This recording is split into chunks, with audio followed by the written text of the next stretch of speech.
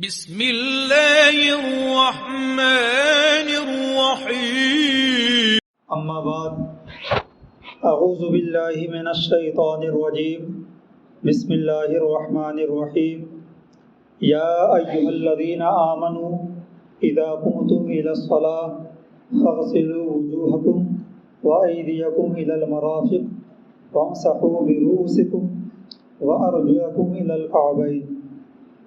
صدق اللہ العظیم۔ ایک مرتبہ درود پاک پڑھ لیجیے۔ اللہم صلی علی سیدنا شفیعنا حبیبنا مولانا محمد مبارک وسلم صلو علیہ صلاۃ و سلام علیک یا رسول اللہ صلی اللہ تعالی علیہ وسلم۔ رب تبارک و تعالی قرآن کریم میں فرماتا ہے یا ایھا الذین آمنوا اذا قمتم الى الصلاة فاغسلوا وجوہکم وایدیکم الى المرافق وامسحوا برؤوسکم وارجلکم الى الکعبین۔ کہ اے ایمان والو، جب تم نماز کا ارادہ کرو، اے ایمان والو جب تم نماز کا ارادہ کرو تو اپنے چہروں اور اپنے ہاتھوں کو کہنیوں تک دھو،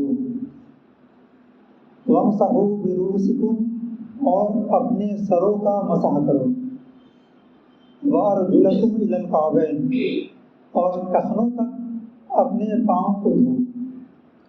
تو اس آیت کریمہ سے یہ ثابت ہوتا ہے کہ وضو میں چار چیزیں فرض ہیں۔ کتنی چیزیں؟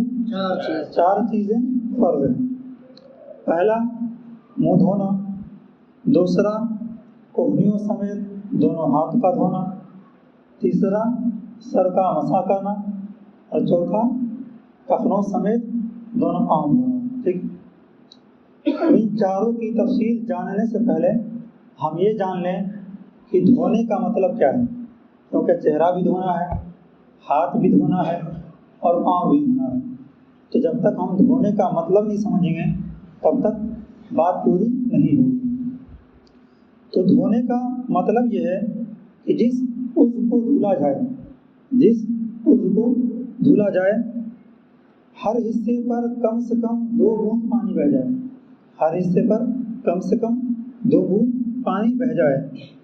بھیگ جانے یا تیل کی طرح پانی چپڑ لینے یا ایک آدھ بوند پانی بہہ جانے کو دھونا نہیں کہیں گے۔ اس کو یوں سمجھیے کہ اگر کسی شخص نے اپنے چہرے کو دھلا، ٹھیک ہے، تو اس طریقے سے دھلا کہ 2 بوند پانی بہہ گیا، یعنی چہرے کے ہر ایک حصے پر 2 بوند پانی بہہ گیا تو اس کا وضو ہو گیا، دھونا پا لیا گیا۔ لیکن اگر اپنے چہرے کو دھلا اس طرح دھلا کہ ہر ایک حصے پر 2 بوند پانی نہیں بہا، چہرہ بھیگ گیا یا پانی لے کر چہرے پر ایسے کر لیا، چپڑ لیا، تو اس طرح سے کر لینے سے وضو نہیں ہوگا۔ وضو میں یہ ضروری ہے کہ جس حصے کو دھل رہا ہے اس کے ہر ایک حصے پر کیا ہے، کم سے کم 2 بوند پانی بہہ جائے۔ بس نہ یہ ہے دھونے کا مطلب، سمجھ گئے؟ تو چونکہ وضو میں پہلا فرض ہے منہ دھونا۔ اب منہ دھونا تو منہ تو پورا چہرہ آتا ہے، اب ہمیں کتنا دھلنا ہے یہی معلوم ہونا چاہیے۔ تو منہ کا جو دھلنے کا حد ہے وہ شریعت اسلامیہ میں یہ ہے، شروع پیشانی سے لے کر، یعنی بال جمنے کی جگہ سے لے کر تھوڑی کے نیچے تک، یہ لمبائی میں ہے، اور چوڑائی میں ایک کان کی لو سے دوسرے کان کی لو تک یہ چہرے کی حد ہے۔ اس حصے میں سے ہر ایک حصے کا دھلنا کیا فرض ہے، ضروری ہے۔ اگر کوئی بھی حصہ دھلنے سے رہ گیا تو کیا ہوگا، وضو نہیں ہوگا۔ ٹھیک ہے، تو وضو میں خاص کر جب ہم چہرہ دھلے تو اس بات کا لحاظ رکھیں کہ بال اگنے کی جگہ سے لے کر تھوڑی کے نیچے تک، ایک کان کی لو سے دوسرے کان کی لو تک ہر ایک حصہ اچھی طرح دھل جائے۔ اب اس کے تحت یعنی منہ دھلنے کے تحت کچھ مسائل ہیں، ان کو بھی سن لیجیے۔ وہ مسائل کیا ہیں؟ پہلا مسئلہ ہے کہ جس کے سر کے اگلے حصے کے بال گر گئے یا جمے نہیں، اس پر وہیں تک منہ دھونا فرض ہے جہاں تک عادتاً بال ہوتے ہیں، اور اگر عادتاً جہاں تک بال ہوتے ہیں اس سے نیچے تک کسی کے بال جمے تو ان زائد بالوں کا جڑ تک دھونا فرض ہے۔ یعنی یہ کہنا چاہ رہے ہیں کہ اگر کوئی شخص ایسا ہے جس کے سر کے آگے کے بال اڑ چکے ہیں یا جمے ہی نہیں ہیں تو وہ کیا کرے؟ تو اس شخص پر یہ ضروری ہے کہ جہاں تک عادتاً بال جمتے ہیں، جہاں تک عادتاً بال جمتے ہیں وہاں تک وہ دھلے، وہاں تک دھلنا فرض ہے، سمجھ گئی؟ اور جہاں تک عادتاً نہیں دھلتے ہیں، جیسے مان لیجیے کہ عادتاً یہاں تک دھلتے ہیں، اب اس سے اوپر کا حصہ جو ہے وہ اڑ چکا ہے نا، وہاں پر بال نہیں ہے تو وہاں پر دھلنا ضروری نہیں ہے۔ جہاں تک عادتاً بال جمتے ہوں وہاں تک کا دھلنا فرض ہے، اس کے اوپر کا دھلنا فرض نہیں۔ اور اگر مان لیجیے کوئی شخص ایسا ہے کہ جہاں تک عادتاً بال جمتے ہیں اس سے نیچے بھی اس کے بال جمے ہوئے ہیں تو وہ شخص کیا کرے؟ کچھ لوگ ہوتے ہیں نا کہ یہاں تک بال ہوتا ہے نا، تو وہ لوگ کیا کریں؟ تو ان لوگوں کے لیے ضروری یہ ہے کہ وہ بال کے ہر ایک حصے کو بھگائیں، یہاں تک کہ جڑ کو بھی بھگائیں۔ بات سمجھ گئی؟ اگر نہیں بھگایا تو اس کا وضو نہیں ہوگا۔ اب دیکھیے دوسرا مسئلہ دیکھ لیجیے، مونچھوں یا بھاؤں یا بچے کے بال گھنے ہوں کہ کھال بالکل نہ دکھائی دے تو جلد کا دھونا فرض نہیں، بالوں کا دھونا فرض ہے۔ اور اگر ان جگہوں کے بال گھنے نہ ہوں تو جلد کا دھونا بھی فرض ہے۔ یعنی کہنا یہ چاہ رہے مونچھ کے بال ہیں ہے نا، بھاؤں کے بال ہیں، بچی کے بال، یہ جو ہونٹ اور داڑھی کے درمیان کے جو بال ہوتے ہیں اس کو بولتے ہیں بچی کے بال، ٹھیک ہے؟ تو اگر یہ مونچھ کے بال، بھاؤں کے بال اور بچی کے بال کیا ہیں؟ گھنے ہوں، اتنے گھنے ہوں کہ آپ کا جو جلد ہے، چمڑا ہے، وہ دکھائی نہیں دے رہا، آپ کی کھال دکھائی نہیں دے رہی ہے، تو جلد کا دھونا، کھال کا دھونا فرض نہیں، بلکہ آپ نے بچی کے بال کو دھو لیا، مونچھوں کے بال کو دھو لیا، بھاؤں کو دھو لیا تو آپ کا وضو ہو گیا۔ لیکن کب ہے یہ؟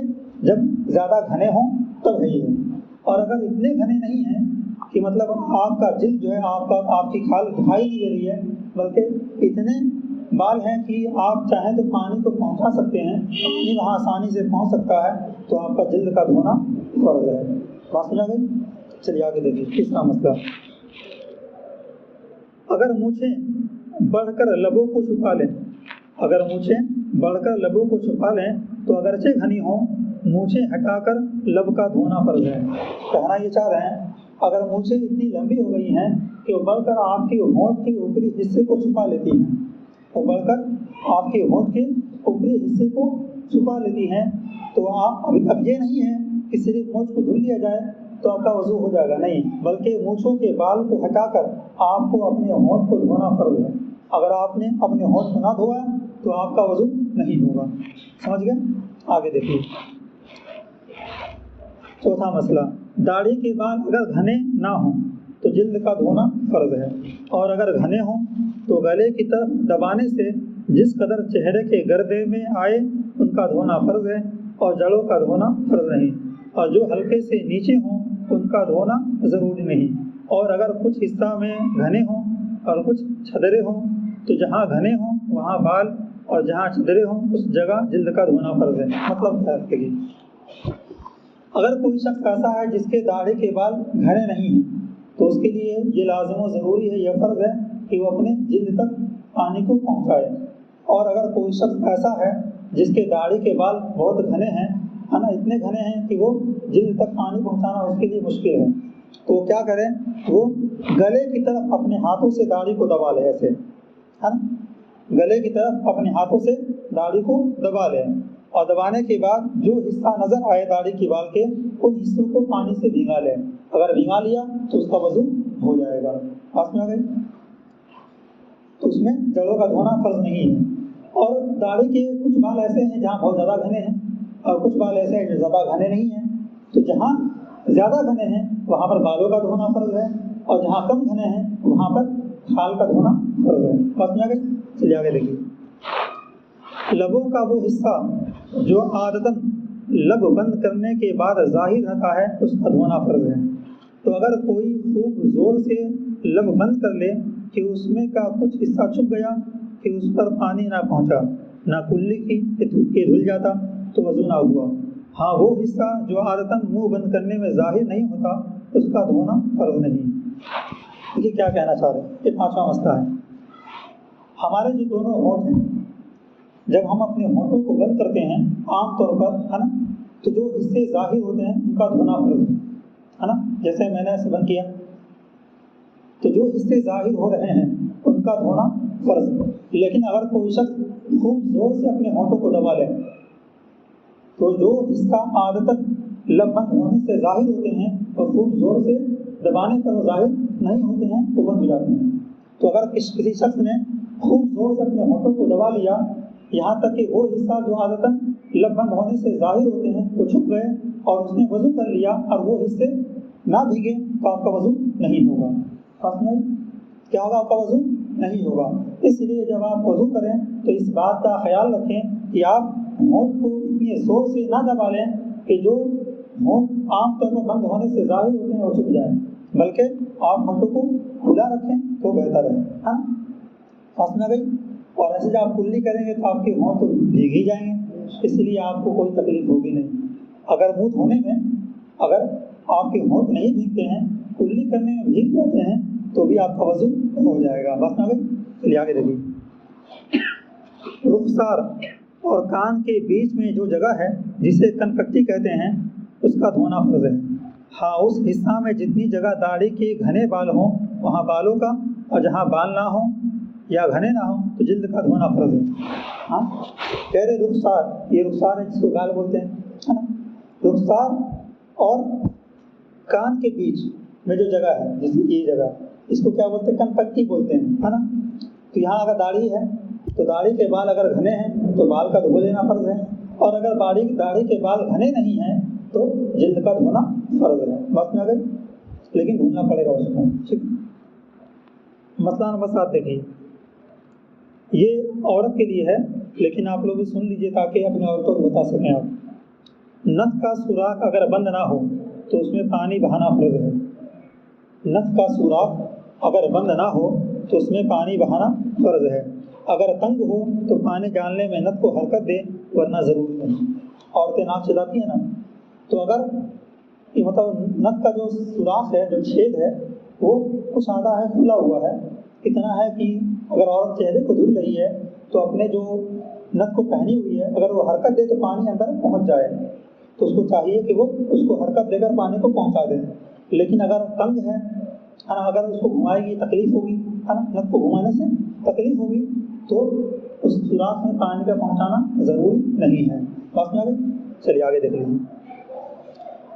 مسئلہ نمبر 8، آنکھوں کے ڈھیلے اور کپوٹوں کی اندرونی سطح کا دھونا کچھ درکار نہیں بلکہ نہ چاہیے کہ مضر ہے۔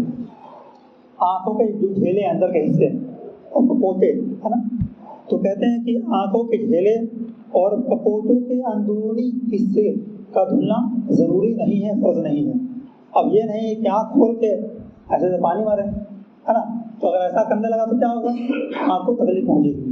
تو اس لیے اس طرح سے دھلنا ضروری نہیں ہے، فرض نہیں ہے، بلکہ یہ آپ کے لیے مضر ہے، نقصان دہ ہے۔ تو اس طریقے سے آپ اپنے آپ کو نہ دھلیں، ٹھیک ہے۔ مسئلہ نمبر 9، منہ دھوتے وقت آنکھیں زور سے میچ لی کہ پلک کے متصل ایک خفیف سی تحریر بند ہو گئی اور اس پر پانی نہ بہا اور وہ عادتاً بند کرنے سے ظاہر رہتی ہو تو وضو ہو جائے گا، مگر ایسا کرنا نہیں چاہیے، اور کچھ زیادہ دھلنے سے رہ گیا تو وضو نہ ہوگا۔ تو کیا کہنا چاہ رہے ہیں کہ اگر کوئی شخص منہ دھوتے وقت اپنی آنکھوں کو زور سے بھیج دیا ایسے، اب جو آنکھوں کے اوپر کے جو سطحیں ہیں وہ بند ہو گئی، ہے نا، یا ان میں دراریں آ گئی، تو دراریں آنے کی بنا پر اب کیا ہوگا کہ جب آپ وضو کریں گے پانی کو بہائیں گے تو پانی اس حصے پر نہیں بہے گا، تو کیا ہوگا؟ آپ کا وضو نہیں ہوگا۔